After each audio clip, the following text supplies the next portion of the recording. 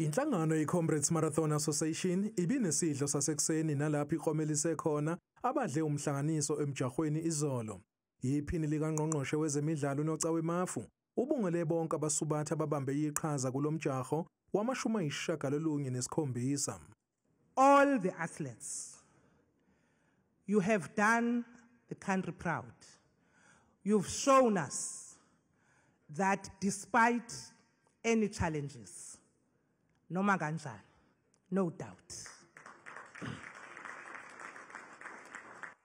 Uhlalo we-Comrades Marathon Association umqondisi Ngcobo ubonge bonke abasekela umjaho. Wethulela isiqhoko umsubathi wesifazane wakuleli uGede Steyn ophule irekhodi elimenze wathola imiklomelo ebalelwe ezigidini ezimbili zamarandi.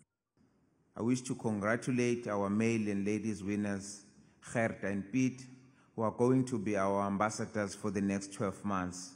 We wish to further congratulate all our gold medalists and award recipients this morning. You thoroughly deserve it after the show you put up yesterday. uSteyn oneminyaka engama-38 uzomelela kuleli emidlalweni yama-Olympic ezobanjelwa eParis eFrance emasontweni ayisishiyagalombili kusuka manje. She's a good ambassador for our sport of running and a great SA ambassador for the rest of the world, and we wish her well as she proceed to represent the country at the Olympics in about 8 weeks' time. I-Comrades yabesilisa inqotshwe uPiet Wurmer oneminyaka engama-26 odabuka eNetherlands.